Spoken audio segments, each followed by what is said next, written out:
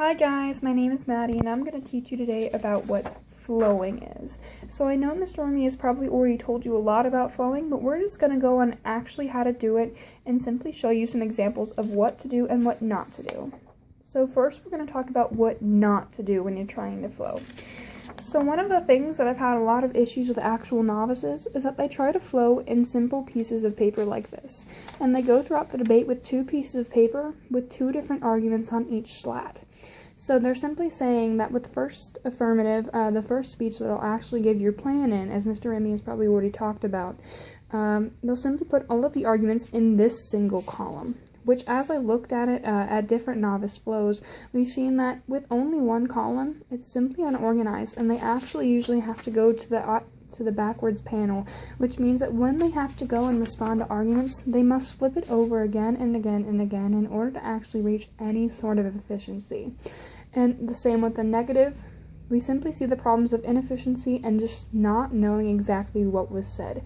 So you're not going to be doing this your novice year, I can promise you that. And we're also going to talk about the difference between flowing horizontally and flowing portrait style. So with horizontal flowing, we can see that a lot of speeches actually run a lot longer than this piece of paper. So even though it might give you more room in order to fit more speeches, we need to be able to see that we can put all of the arguments on one piece of paper. So we're not going to be flowing portrait or horizontal, but we will be flowing portrait in this year. But one misconception that I want to talk about super quick is that a lot of novices tend to flow like this in their first debate. They simply take one piece of paper and they put every single argument that they might hear on one piece of paper and think that that's good enough. Now, it might make sense to you right now, but once you get into a more complex debate and actually have to know what each card says and how it was used, this will not help you.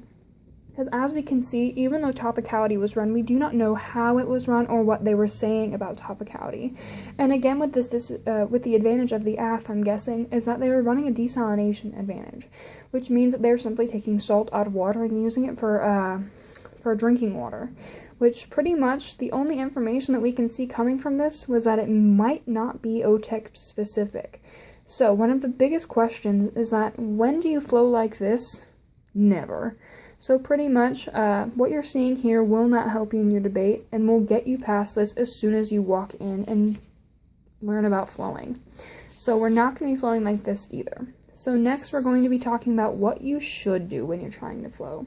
So again, we're going to look at how you're going to be flowing portrait-like, and that will help you later in the debate.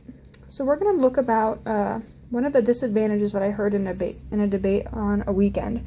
So this one was talking about great white sharks going extinct, and something that the plan will not help this at all.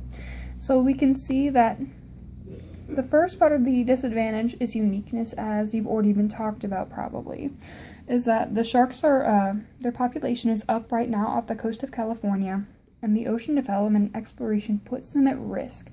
And then we're going to extend that super quickly by saying that the great white sharks are easy to be extinct in the ecosystem right now because they're so fragile on the line.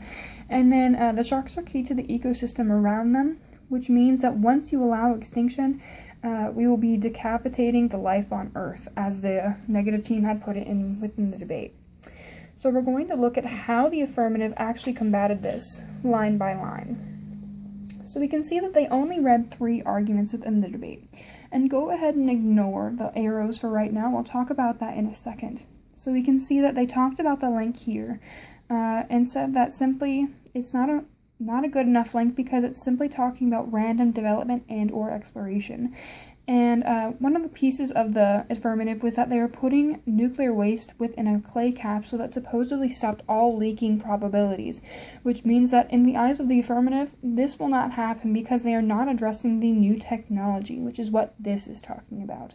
That the clay is a new type of development of disposal of these nuclear waste and will simply not trigger this at all. And we can also see with the entire disadvantage, this is how my paper turned out. So now we're going to go ahead and talk about why it turned out like this. So you've probably been asking yourself why there are 2 colors within the debate at every single moment. So, what I like to do so I know which team said what, I put the negative in one color and the affirmative in one color.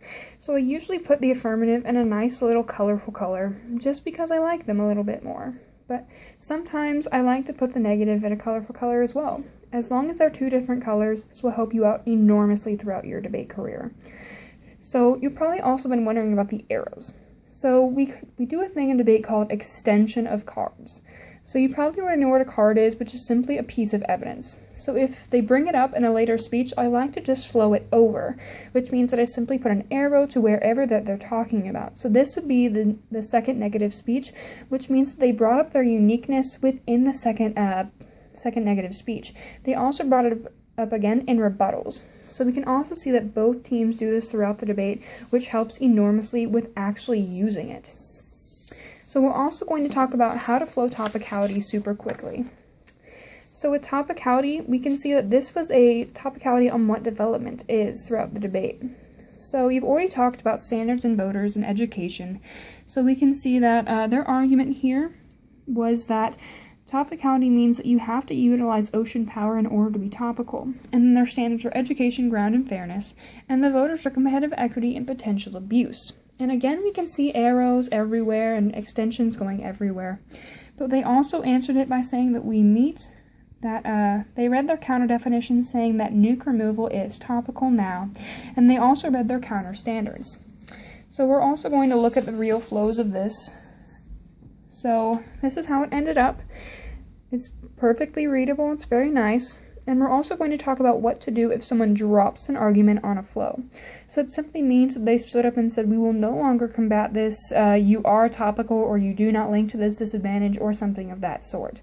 I usually like to just write done on my paper, because it's simply easy to understand, and you know that when you go back to their flows, it was put down, and they simply didn't want to talk about it anymore.